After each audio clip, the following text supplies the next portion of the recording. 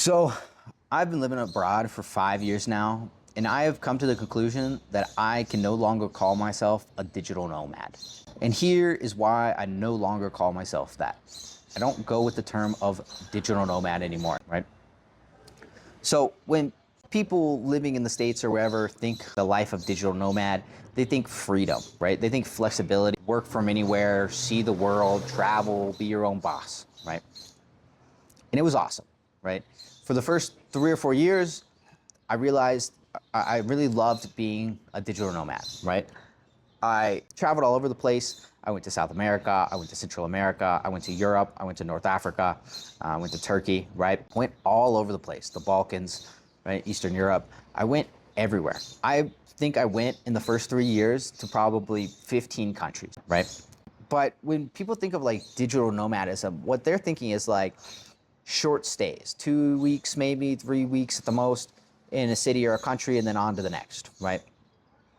I found pretty quickly that I enjoyed much more staying in one place for longer, right? Like for me, a minimum is 2 weeks in the country, right?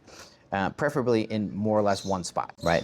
And for example, in Brazil, which is the place where I ended up staying the longest, I was there for 2 months in two different locations, Saquarema and Rio. I found out that, I really don't like the idea of digital nomading, right? Before this, I had traveled a lot quicker. I'd had a trip where I was in Colombia and Peru. I was there for a month and I went all over the place. There was another trip where I was in Argentina and Chile. I was there for about a month as well. There was a trip where I went to Costa Rica. There was a trip where I went to Guatemala, both about 2 weeks in each country, right? Then I was in France and Italy. There was a trip where I was there for 2 weeks. Morocco, I was there for 2 weeks. Eastern Europe, I was there for 2 weeks. And I went to like 5 countries, right? In Romania, I was there for 2 weeks, right? And while this is fun, it's cool. You get to see a lot, you get to learn a lot. What I found for me is that it led to a lot of slowing down of the business, right? Now, if you're working for a company, I don't think this applies as much, right? At least on the business side. But like for me, I found that I couldn't focus as well on the business or get as much done when I was trying to travel all the time, right?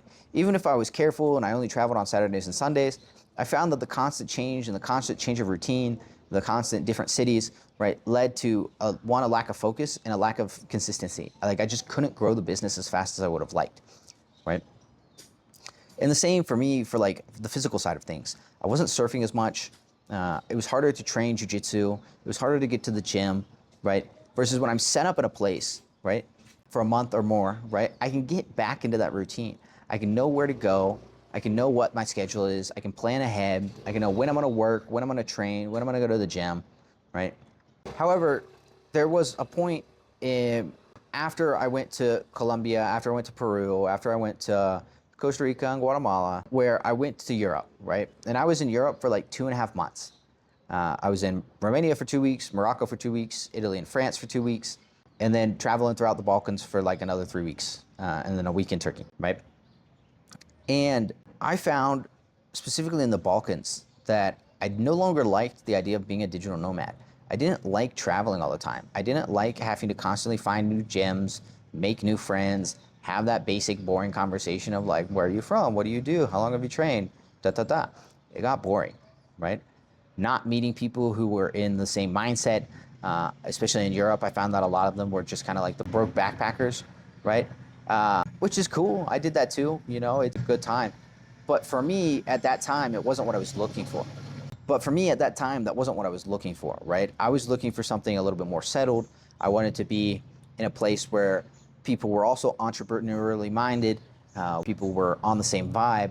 And for that reason, I kept coming back to Puerto Escondido, right? Which I'll get to that in a second. And now, specifically for me, Sofia, Bulgaria was the place that stands out in my mind of like, I don't like this anymore, right? It was gray and it was cold. It was gross. It was end of November, beginning of December.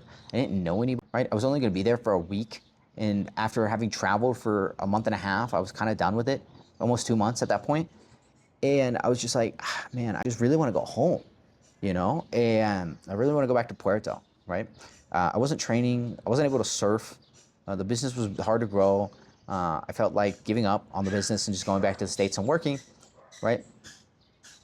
And I was not living the dream. I was just moving around, right? At that point, I really wanted nothing more than to go back to Puerto. I wanted to even change the ticket. I looked at changing the ticket, but it was going to be like $800, and at that time, I did not have that money, so I just kind of had to tough it out, right? But then, what it did was it made me more conscious of the fact that yes, Puerto Escondido is really where I want to be, right? Because for a variety of reasons, right? So one, people are into the health side of things. Puerto Escondido is amazing. Basically, any physical activity that you want to do, you can find there.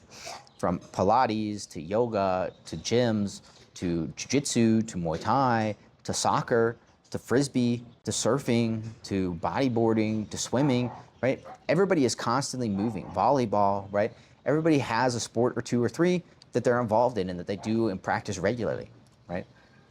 On top of that, it really fed that like entrepreneurial mindset. Now, I come from Ohio. Ohio is not really like the biggest entrepreneurial place, right?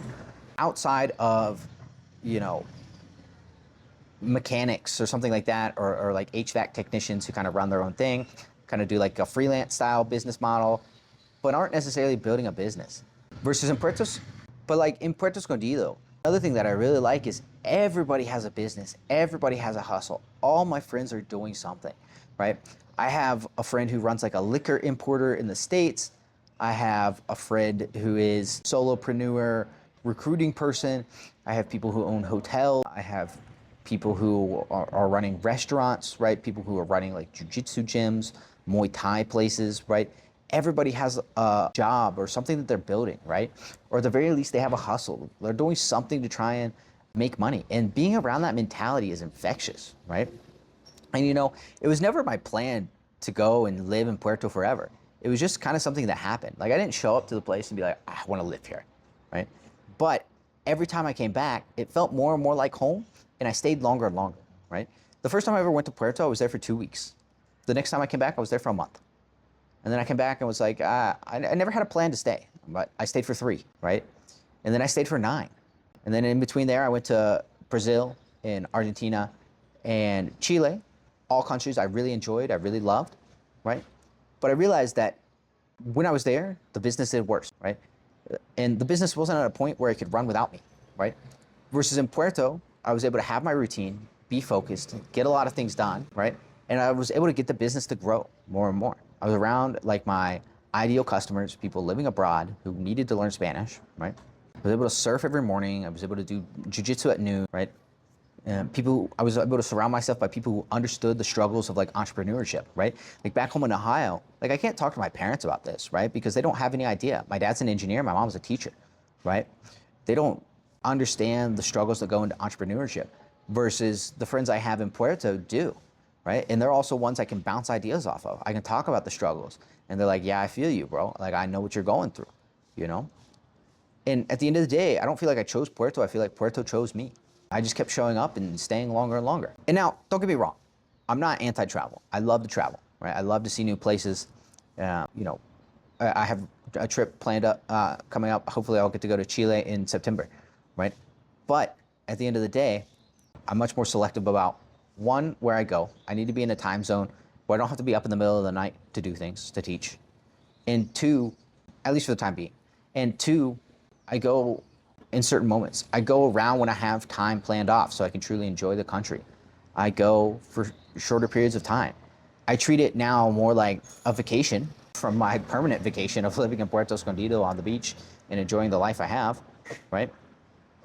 But treating it more as like a vacation, like I would when I was living back in Ohio, right? I'm gonna go here for 2 weeks, I'm gonna go here for 3 weeks, and I'm just gonna travel and enjoy it.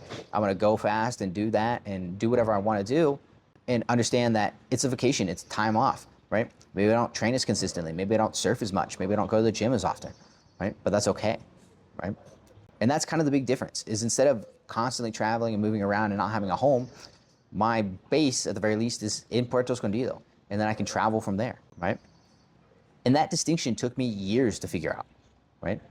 And it took 4 years of traveling and being like, I don't like this place. I kept looking for a place that would beat Puerto, and I just never found it. And I kept coming back and staying longer and longer and enjoying it, right?